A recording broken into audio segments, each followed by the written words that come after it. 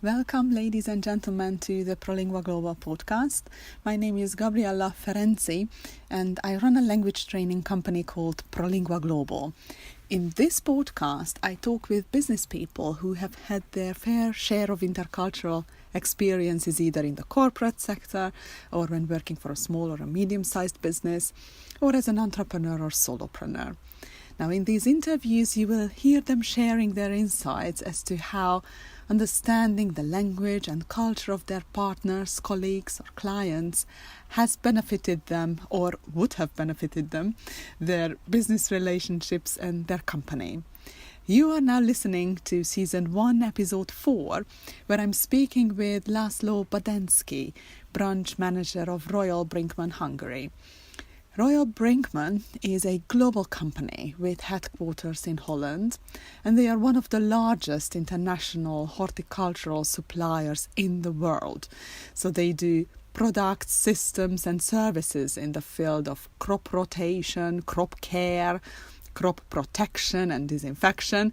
Now it's quite a mouthful, but it's basically industrial gardening tools, agrochemicals, hooks, ropes, pest control and the like to you and me. Laszlo explains how English was an integral part of his professional success and career, as he feels it brought along opportunities, friendships, new lands, countries and memories he would never have encountered. He talks about English being used as a common language all across Royal Brinkman in Eastern Europe and also elsewhere in the world, and how he communicates with colleagues, partners and clients in different countries. He then recalls working for Syngenta. It's a leading agriculture company, and it's where English was again an integral part of his job. Now, on one of the other projects he was working on was creating a large seeds database that would support the business for years to come. And international companies from all over the world were involved in this massive project with Syngenta. Brits, French, Indians and Hungarians among them, just to name a few. And Laszlo talks about the challenging aspects of working with these cultures. He talks about what he feels was the key to overcome the language and cultural barrier, even in difficult situations like telephone conferences where not even facial expressions can give you a clue as to what's being said. Now, he also mentions how social programs organized by the company helped to bring huge international teams on the same page and how it helped them understand each other better, not only in terms of the language, but also when it comes to understanding different ways of thinking and destroying potential prejudices that may have prevented progress. Laszlo walks us through how he learned English initially at school and then how he built upon that by himself, learning on the job basically. And at the end of our conversation, Laszlo shares some very practical tips on how he maintains the level he achieved and how he continues to develop his English with time-saving tips and methods that can work even for the busiest people. So I hope you will enjoy my interview with Laszlo Badenszki. Right, so hello and welcome, Laszlo. How are you?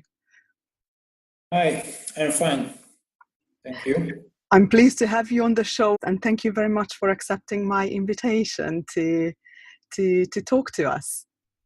Yeah, with pleasure, of course. As we discussed earlier, we have common good people, you can say kind of sort of friends between us, and it was not a difficult thing to decide on to share some of my thoughts concerning learning languages and using them.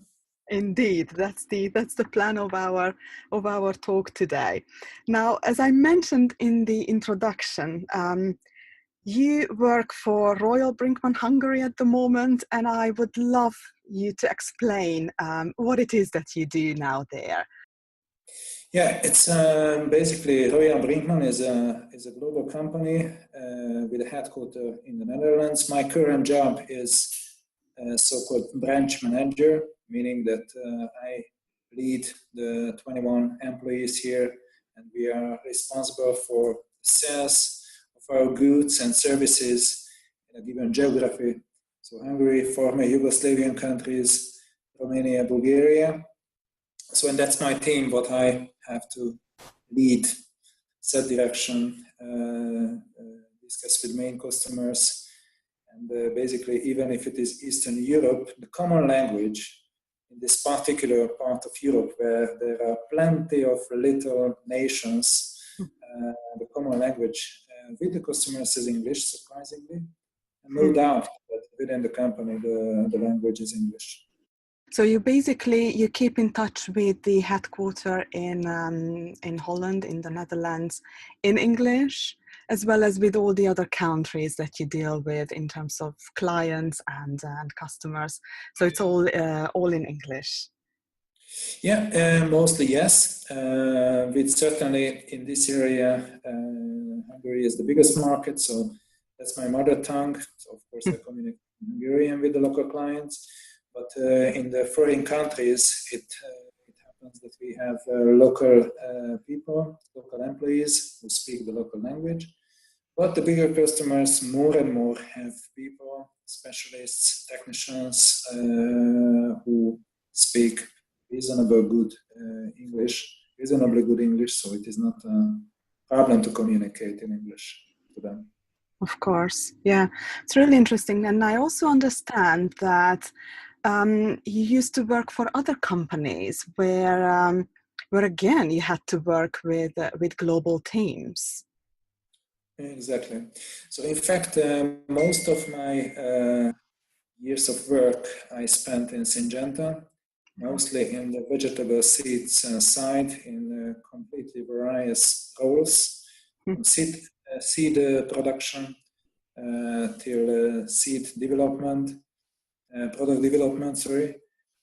And in that role especially, I was in charge of a kind of special role between our breeders and the marketing colleagues. And in the frame of that, I was taking part on several projects. So really plenty of different projects. And rather complex one, I understand. I mean, you were explaining about a certain project where you had to build some sort of database for all these seeds and agrochemicals that you were dealing with, and that involved working with different companies all over the world. And I remember you talking about a British company, then Indians were also involved. Can you tell us a little bit about this experience? Yeah, this was really a good example. Yeah, certainly we developed a kind of database what was about to support research and development activities within the company. Mm-hmm. That is a pretty complex activity in a company where there is seeds and other chemicals involved. Why? Because first of all, it's a global business. So the company is present in nearly all countries. And because of the different crops, because of the different crop growing technologies, there was completely different needs of the different project participants about the database. So everyone had certain IDs. They were assigned by their line managers that, okay, you have to go there and represent our needs, our crop needs, our market needs, our very specific needs in this project work in order to have the database as good as possible to support our business, to make it smooth, easy from the user point of view. And of course, it must be simple and nice looking. And on the top of everything, of course, as most of the people don't like changes, the database should be quite reasonably comparable or similar in terms of logic or use or even view as the previous database. What are anyway quite various needs which are difficult to bring into the same platform. Absolutely. Wow. I mean, that sounds like a really, really complex project. I mean, both in terms of dealing with different people and different cultures and languages. Like, what was the British company doing, and then how were the Indians involved? Yeah, it's in fact a British company was the project coordinator. So Right. they were the one with a representative whose name was Deborah. So Deborah was the senior specialist in this project who gathered all of the people from within Syngenta. So let's say the customer Yeah. who were supposed to use the software later on, the real users from different countries. And there was a French company who were building the software itself. So the software developer people were also in this project, and colleagues from really all around the world. So from all continents except Antarctica, we had participants, the Indians as well. They were one of the most funny, by the way. To talk to them was not an issue, but to understand what the hell they were saying. Why was that? Was it because of the accent, or what was the reason? What do you think? Yeah, I would go back to the beginning of the story. So when we were assigned by our line managers that, okay, guys, you have to do this and that, and you have to be definitely part of this project as an active participant. So we got this assignment, and after that, we were taking part on several telephone conferences. Mhm. And at that time, it wasn't yesterday. In fact, I had some kind of, how to say, less experiences in talking to different people in very different accents, and especially Right. to understand them, it was a pure challenge. Hmm. Especially if you consider that you have to understand someone who is talking on the phone and you didn't Absolutely. see, or I couldn't see a face. I couldn't ask back so easily because it was a telephone conference, sometimes with 15 people, 15 participants. So you don't raise your questions because you do not want to, how to say, look like, okay, this is the one guy who is not understanding properly. It is not the same thing that there are only a few people in a room face to face. You don't ask so easily your questions, like in a car. Indeed. Indeed, I see what you mean. And also I feel that, because of there is no body language that may support whatever you would like to say, and that would make things even more complicated, like because there are no like secondary meanings that you may suggest, or it has to be a very straightforward and very to the point to get your thoughts and your point across. And now, how that is received on the other end, that's another story, I guess. Yeah, exactly. So in fact, it was a great learning, first of all. But first, I had to understand that I really have to focus all of my attention Hmm. to the phone on these telephone conferences because the first few occasions were just a disaster. You know, I didn't understand the half of the story in the first 2, 3 times. Hmm. And then when I really focused, and then time to time I was asking back that, okay, what do you mean exactly with this or that? And is it really the thing what you, yeah, okay, and so on. And coming back to to the British accent or to the Indian one, yeah, I thought I speak English, but yeah, it was totally a misunderstanding. I understood a kind of English what was discussed or used mostly by people who learned it in a school, Hmm. but that level of accent or that kind of accent what was used by Deborah, a born British lady, yeah, that was a kind of really alien to me. Because till that time, I had my line manager, my direct contacts, mostly all from Eastern Europe, or from Germany, sometimes from France, Italy, Turkey. So all of those accents were quite easy to understand to me. But Americans, especially Indians or even British, it wasn't easy to catch, But after that, somehow my ears were, set to get the accent well, and after the few occasions, and especially during face-to-face meeting. Yeah. And I have a similar experience, as a foreigner living in the UK. The first time I remember when we arrived here, it was now 10 years ago, that, it was a different language indeed. And I'm not sure if you agree with me, but what we learned in Hungary at school was mostly the American kind of English. And then what I heard here in the UK, the British English was quite different, but somehow I got to like it, and I got to enjoy learning the little tricks. But certainly it is unusual at first sight, or when you hear it for the first time. Yeah, I do agree with you. So it's anyway.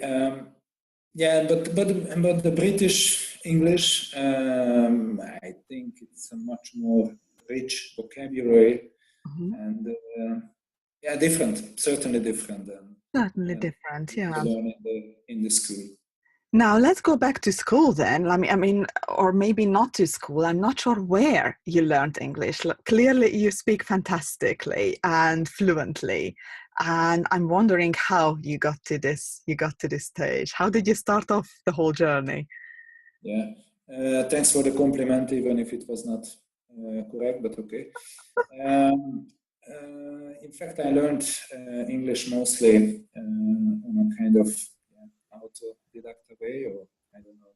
So during the job, I picked up what I learned because I didn't learn it too long period or too many hours at school.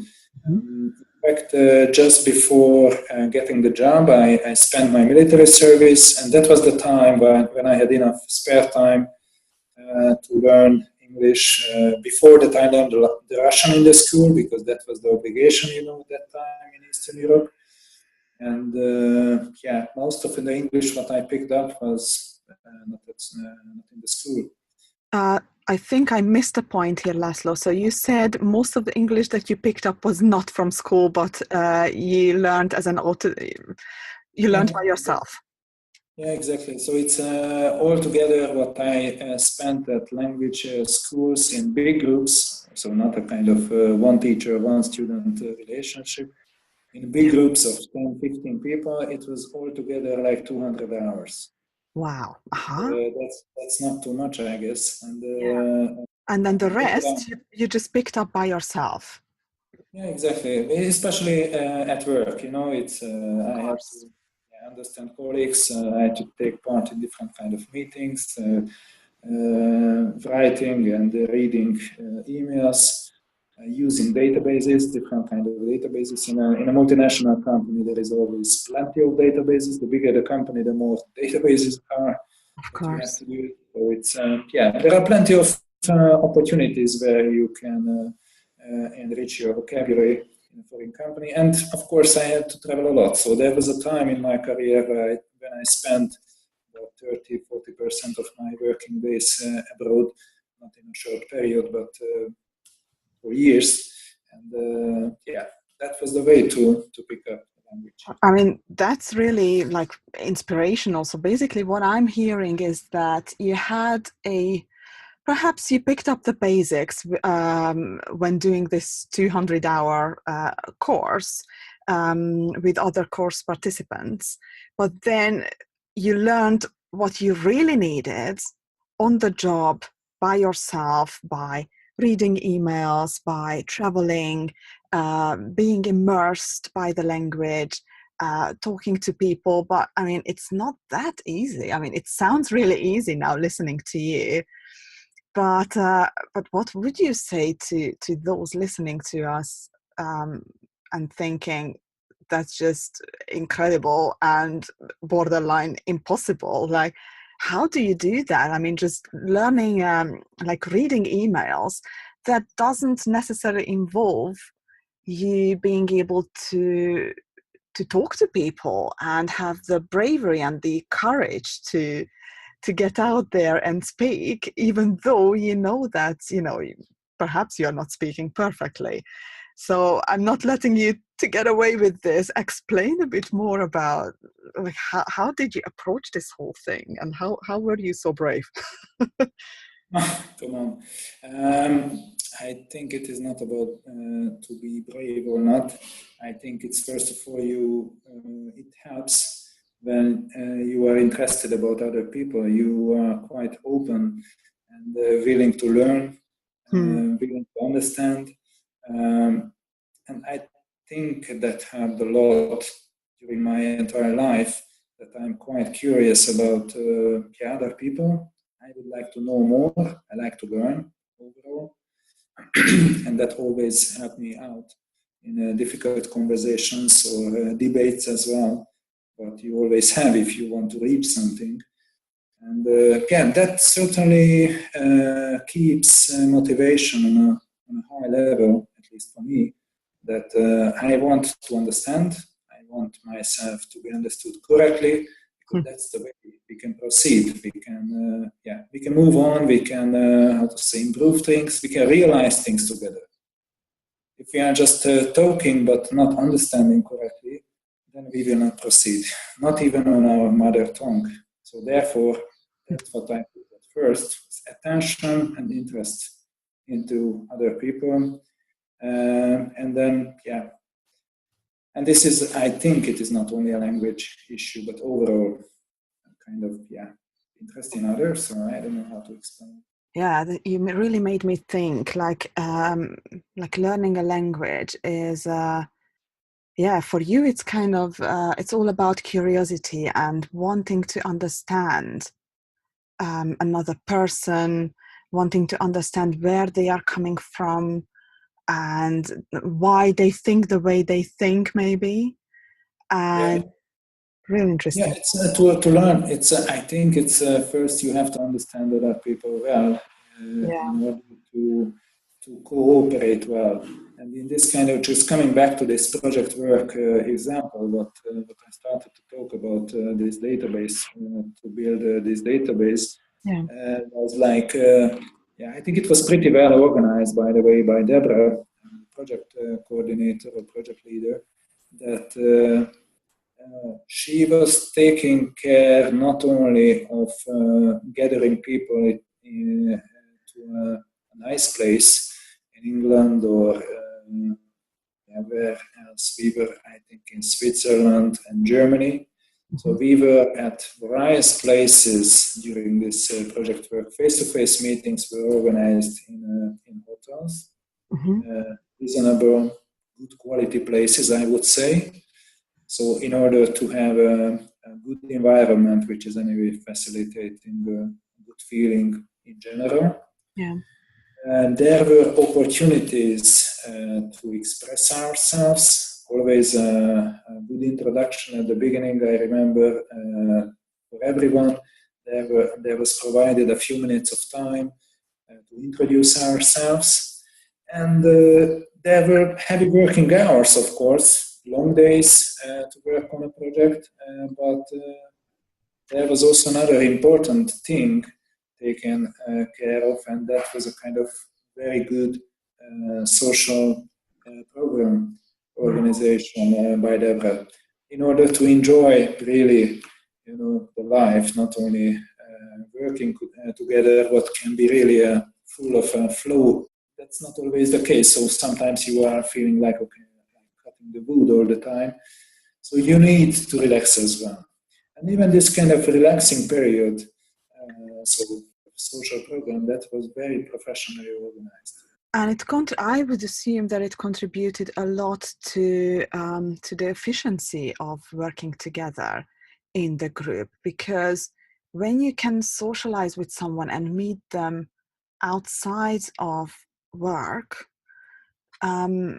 I would assume that helps really in understanding where they are coming from, what it is that they do apart from work, and perhaps by having this chit chat, which may seem to be irrelevant, but if they are organized around, I don't know, around a certain program, like you were talking about visiting a theater or something like that, or maybe just going out for dinner, like how that can really contribute to the whole team, like international teams, understanding each other more, in a more efficient way, I guess. Yeah, I think it is pretty difficult, especially if you have time zone issues. Oh gosh, You yes.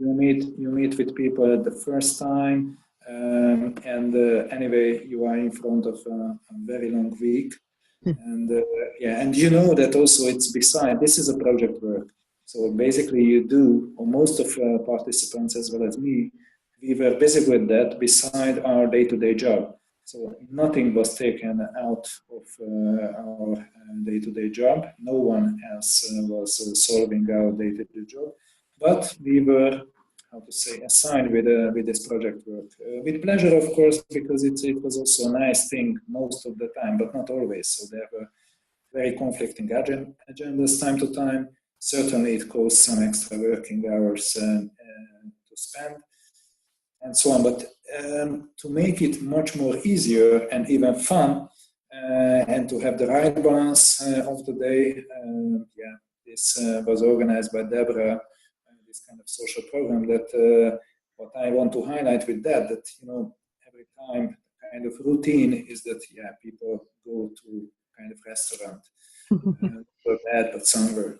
That's the kind of routine what is anyway expected by most of the participants to happen in the event. But Deborah went much farther there, and as I can recall other events, other kind of project works, it's always helped a lot to have the good level of mutual trust and understanding of project participants. There was some kind of unique program.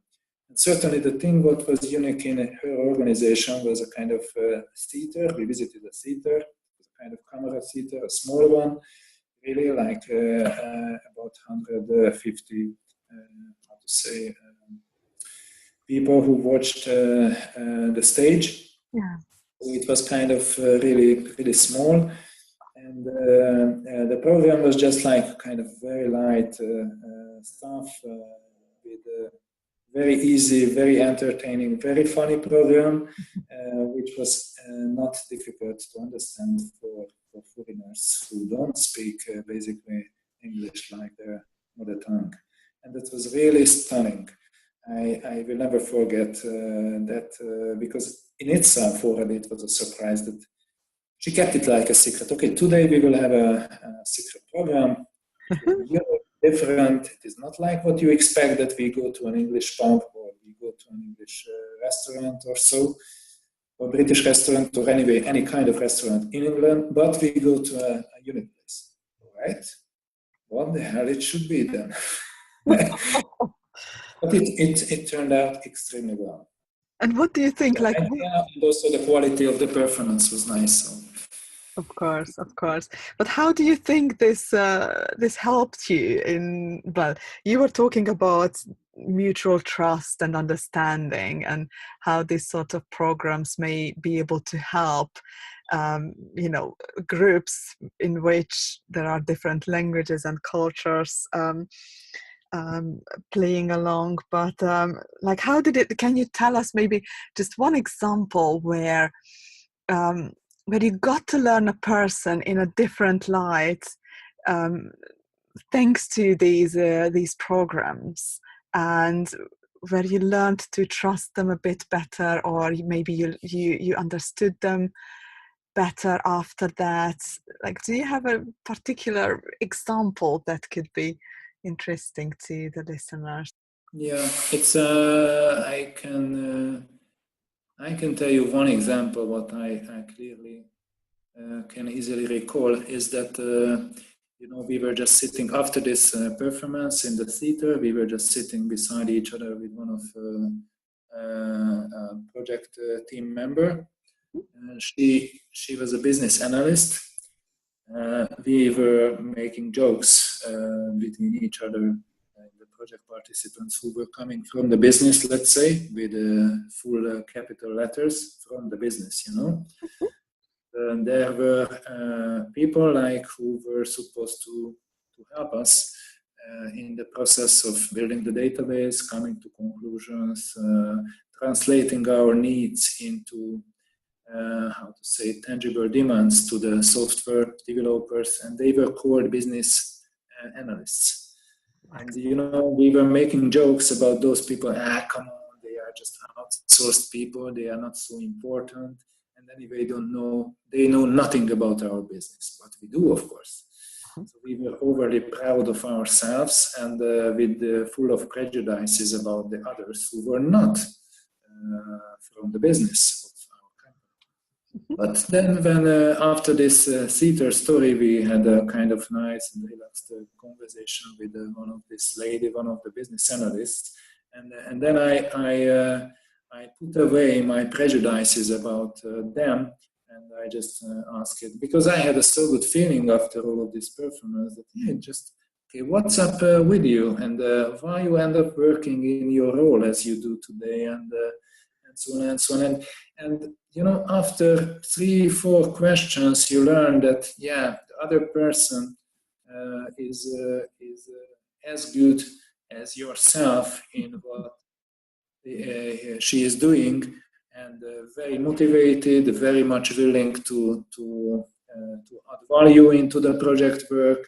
And they don't ask silly questions because they are stupid, but they just don't know enough yet about things.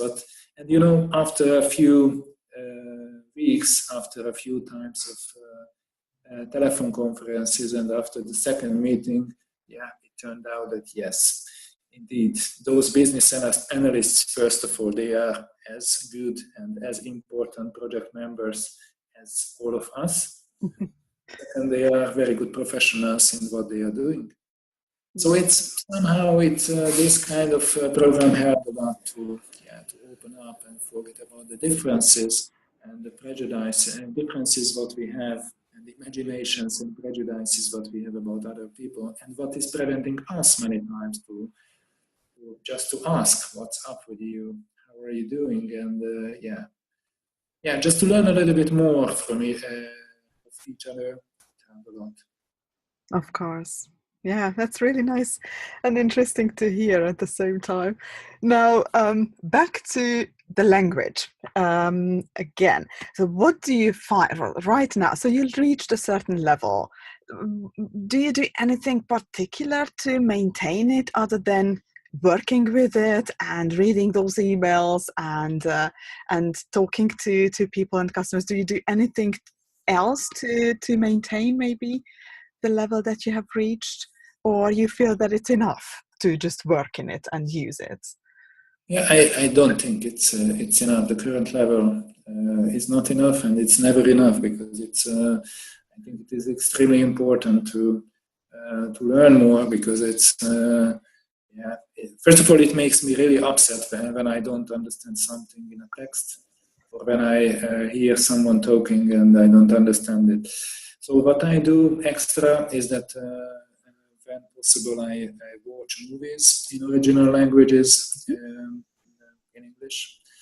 I like to read professional books, especially about leadership. Mm-hmm. And mostly that kind of things I buy printed in English. Right. What else?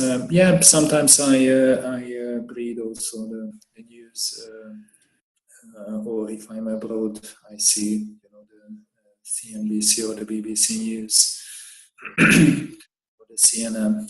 Just a few minutes, just to catch the major headlines of the day. Yeah. So these kind of things, what I do, and sometimes what is particularly interesting, or it was interesting when I traveled more, that when I arrived back to Hungary from a longer travel, there was a kind of night time from the BBC News in Hungarian radio broadcasting station. And that was interesting because you really have to listen carefully to understand well.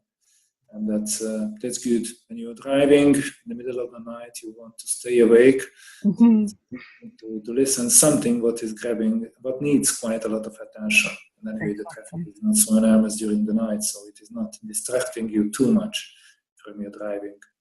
Definitely, yeah. So movies, books, news, podcasts maybe?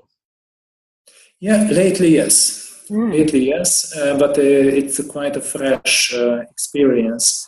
So I can count it like, maybe 10, 20 times I listen to podcasts. But really, it is just last few months I started to get it here and there and then listen to some of them.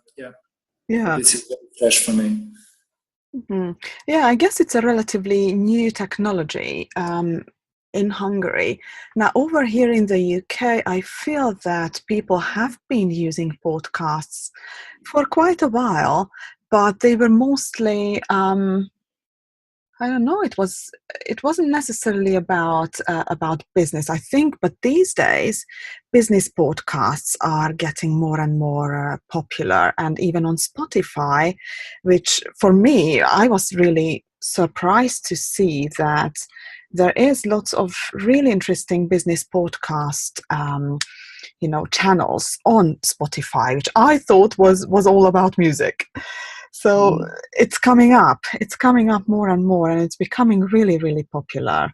Now, what I wanted to ask Laszlo is, what do you so right now that you have reached this level in English, what do you find the most difficult at the moment in terms of, well, the language itself?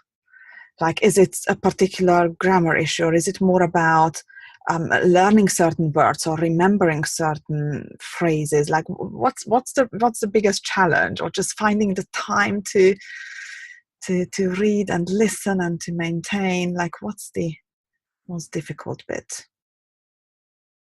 Yeah, just two things came to my mind. I think the first thing is that to express yourself correctly. Yeah, it is also grammar, but not only. To express yourself correctly in your mother tongue is already not easy. I always say that if you use a foreign language, you don't say what you want to say, but you say what you can say. There are certainly much bigger limitations than using your mother tongue. Your vocabulary or my vocabulary is not as rich as my mother tongue, and the grammar is a little bit also a limiting factor, especially in a printed form. It can be that I want to express some more complex things, and then I have to think about, okay, what could be the best way of expressing it, and then I simplify it, because the simple way, I know well, and then I don't make it too complex or complicated. Right, that's number one, and then the other thing. Yeah, and the other thing is that what is still a difficulty is that kind of legal language. So it's most of the time, especially when there is a kind of can be important consequences after signing the legal paper, then I always ask a specialist to review it. So right. it is not about being brave or knowledgeable about the language, but legal text is so special. And I know a couple of lawyers, advocates, and I learned from them that yes, that's the correct way. Do continue with this practice, because it's important that you do not rely on your horse of knowledge in a language what you learned, but you always have to ask for advices. If it is in English, for sure, but even if it is a Hungarian legal text, and that's an important contract or something like a high-profile business, what I really want to be sure about the content is really in line with my intention to sign, then I ask legal support to review it and make sure that my assumption and the printed text is in line with each other. Brilliant, brilliant. Well, thank you very much for taking the time to talk to us. And before we wrap up, is there anything else that you would like to say to the listeners who may be contemplating learning another language, or who are already perhaps learning another language and want to take it to another level perhaps? Or so is there anything like I don't know, like what's your secret, or what would you say them as an encouragement? Mm-hmm. Yeah, I think learning language is a great thing overall. I felt really like a kind of journey that you know where you want to end up. You know you want to speak freely, fluently. And you can express yourself correctly and understand the other people well. And that's worth the effort and the time. And I think I'm not particularly good at learning languages, but apart from the first, I would say 1 year, 2 years of learning it, using it, the rest came really easy. So it's worth the effort. And I see now my kids learning German, by the way, and lately my daughter learning parallel the German and the English beside the Hungarian, what is their mother tongue. I can tell you that they experience the same, that the beginning is never easy. Tell me something what is at the beginning is extremely easy and becoming always more difficult about learning. Most of the time you have to take some efforts at the beginning, and then by time, experience, knowledge, it's getting step by step, by time, always easier. So take your time, take the efforts, and you will, with a new language, you will be able to explore new opportunities at work, at the professional work. I can tell you that I'm sure that I wouldn't be able to find good jobs in the middle of the 1990s without English. That's pretty sure. And the difference now is that you have to speak minimum 2 foreign languages besides Hungarian to enter to the exciting part of the labor market.